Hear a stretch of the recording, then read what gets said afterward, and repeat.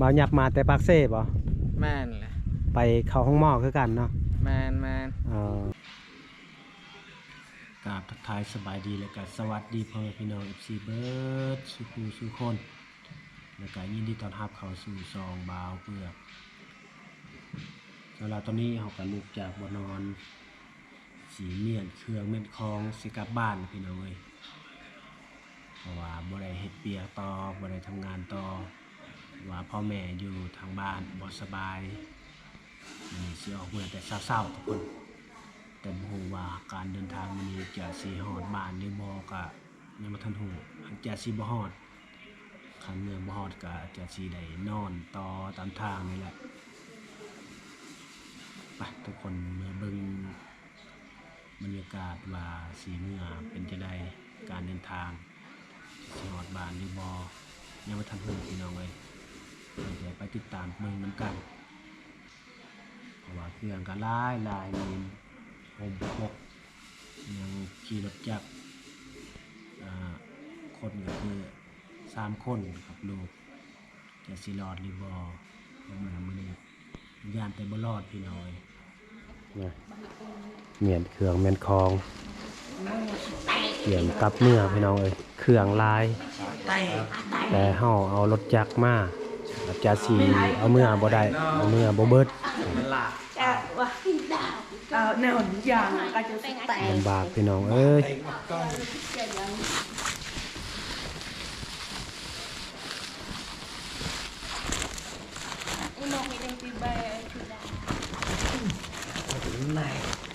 จากที่ปากมาอีเป่า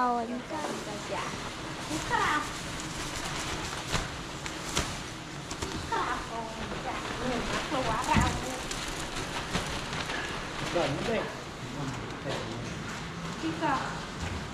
ถ้าเฮ้ยจะไม่ได้แตกมาจุดนี้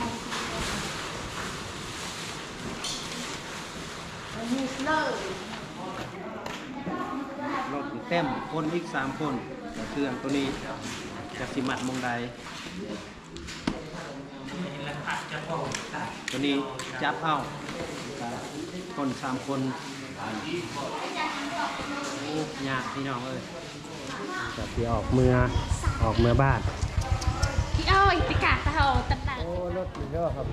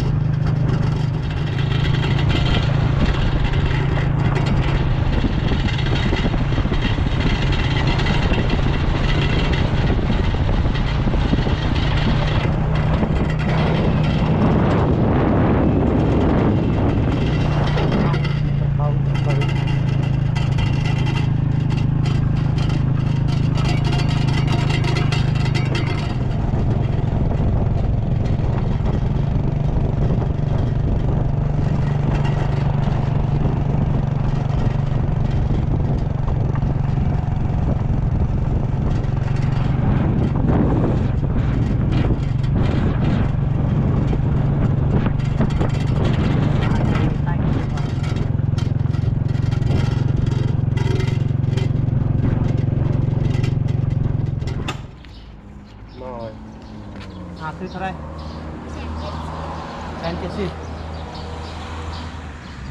ได้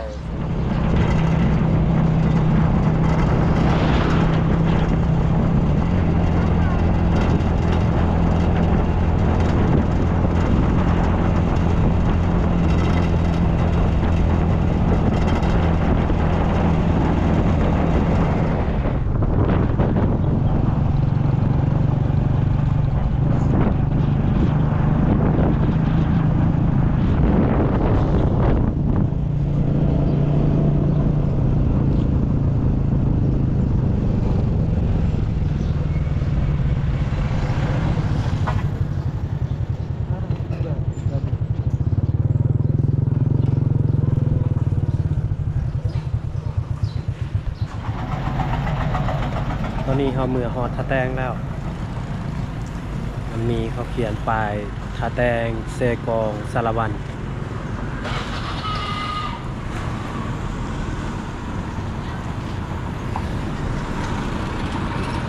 ตอนนั้นจะแมนห้านเขาซ้อมรถไปหาซื้อกินก่อน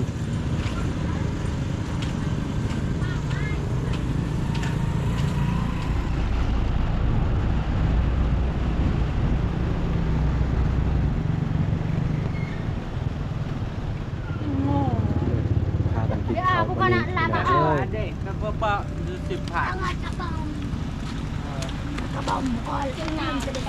กินอยู่กองที่เหงือ มันเป็นบะมิเตอร์นี่ครับ นี่ย่างรถเฮาหัวหายกระเจ้าแปลงสิมาฮอดบ้านอยู่บ่พี่น้องเอ้ย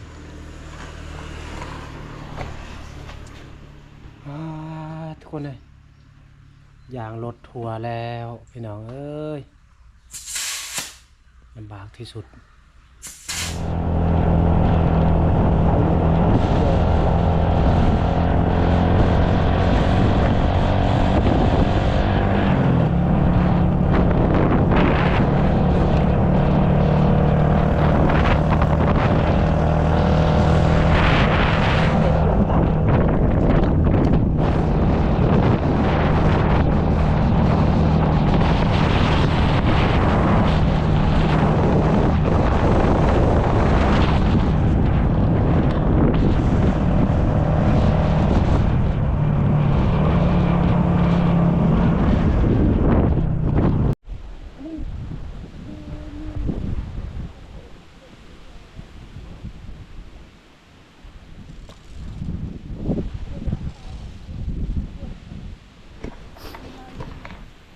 พอดีวิทย์ภูเขาขึ้นอันนี้ไปหาทางบ้านเฮาก็ลำบากใครจะวิทย์ทางผู้ยาง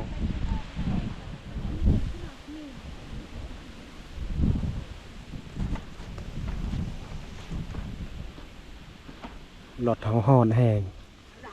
จนมันพดเลย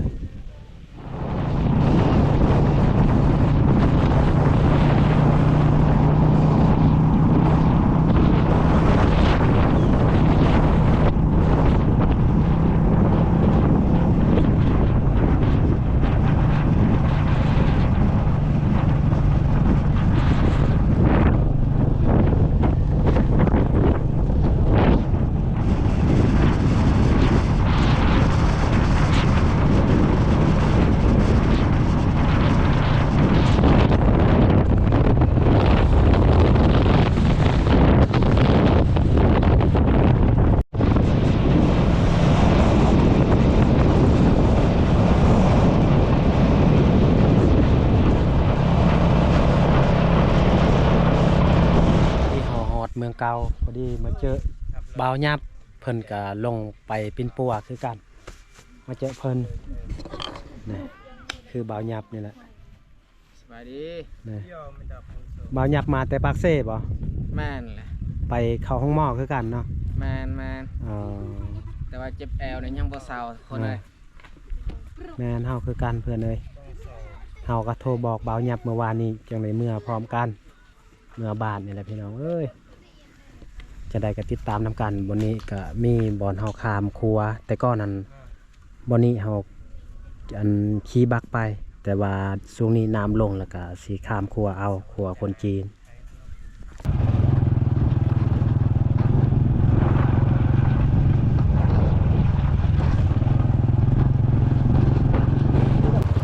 Dong ke basket boy.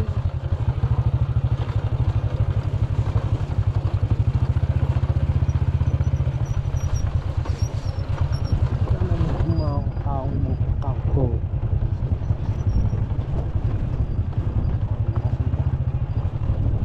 ข่างมันที่พุ่นพี่น้องเอ้ยคันว่าพลาดนี่เรียบร้อยแล้วอันตรายฝุ่นของยักษ์รถเมื่อก่อนแล้วครับขับรถก็สุดเป็นตะยานอย่างนี้แหละเอาตายเลยมันแบบซึม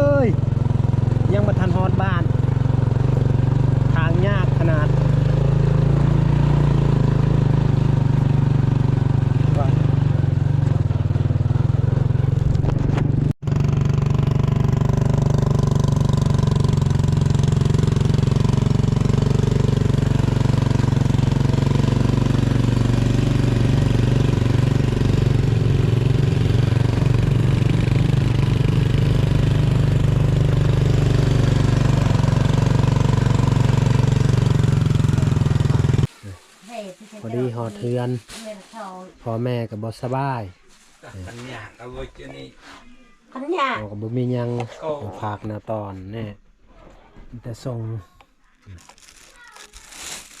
ผ่านตอนพ่อแม่บ่ได้หยังแล้วก็มีปลานินอีก cái lùng bịch đằng này Xếp về kín mỗi cho lần. nó ảo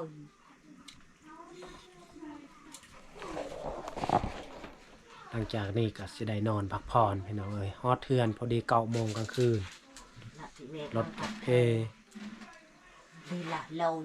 อ้อพี่น้องเอ้ยเกียมนอนพักผ่อนรถลางกับเพพี่น้องเอ้ยเกียมนอนแล้วเด้อพี่น้องเอ้ย